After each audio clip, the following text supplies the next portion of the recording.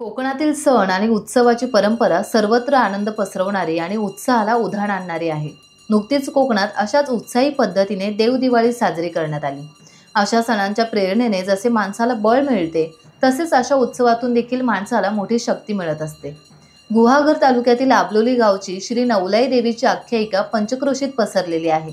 येथेही उत्साहात देवदिवाळी साजरी करण्यात आली।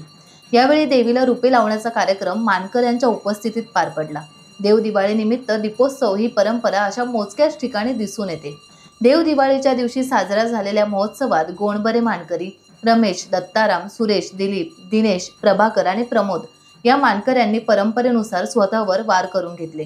देवदिवाळीचा हा उत्सव पाहण्यासाठी भाविकांची गर्दी लोटली होती। नमस्कार, आपण आहोत आबलोलीतील नवलाई देवीच्या मंदिरात। निसर्गरम्य वातावरणात हे देऊळ बांधण्यात आलेलं आहे। या देवळाचं काम अजून पूर्णत्वात जायचं आहे, पण इथे आल्यानंतर असं प्रसन्न वाटतं। आणि आज देवदिवाळी आहे। देवदिवाळीच्या दिवशी या नवलाई देवीच्या देवळात दिवे लावण्याचा उत्सव होतो, कार्यक्रम होतो। आणि त्याच दिवशी दिवे लावून झाल्यानंतर जे शिमगा उत्सवात मानकरी जे असतात ते हाणून घेतात, तो कार्यक्रम इथेही देवळात होतो। आपण जाणून घेऊया प्रमोद गोंडबरे यांच्याकडून। प्रमोदजी, काय नेमकं ह्या दिवशी हाणून घेतात, काय महती आहे आणि या देवळाची महती मला सांगा। मी लहान असल्यापासून म्हणजे आमच्या आजोबांसोबत आम्ही देवळात यायचो।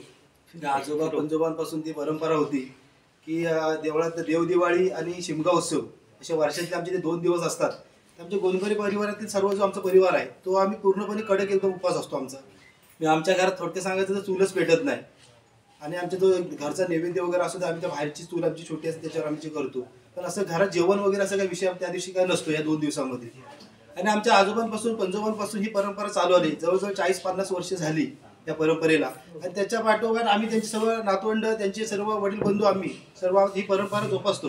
सुरुवातीला आमचं कसं असतं, आमचे जे गोंडबरे आम्ही आहोत जी सुरुवातीला लग्न झाल्याच्या नंतर ही प्रथा चालू होती। त्याच्यासाठी हा नियम म्हणजे हा परंपरा लागू होती त्याला। काय असतं की देवळामध्ये जेव्हा देवदिवाळीच्या वेळेला विडा भरण्याचा प्रथा असते, विडा या ठिकाणी भरला जातो। आणि आमच्या गोंडबऱ्यांमध्ये 7-8 अशी जी मुलं असतात तरुण, त्याच्या आम्ही इथे आल्याच्या नंतर ते टोचून घेण्याचा एक प्रकार असतो। ते टोचून घेतलं जातं, त्याच्यानंतर त्याची सुरुवात खऱ्या अर्थाने शिमग्यामध्ये होते। आणि ही परंपरा पहिल्यापासूनच चालून आलेली आहे। आणि इथून ज्या वेळेला शिमग्यात इथं टोचून घेतल्याच्या नंतर तुम्हाला कडक उपवास हा परंपरेनुसार ते घरातल्या प्रत्येक जी व्यक्ती असेल, लहान मुलांपासून मोठ्यांपर्यंत सगळ्यांना आम्हाला करावा लागतो। आणि अशी हे करत असताना आम्हाला असं कोणत्या प्रकारचा त्रास होत नाही। टाइम्स डिजिटलला लाईक करा, सबस्क्राइब करा, शेअर करा आणि बेल आयकॉन दाबायला विसरू नका। पाहत रहा टाइम्स डिजिटल।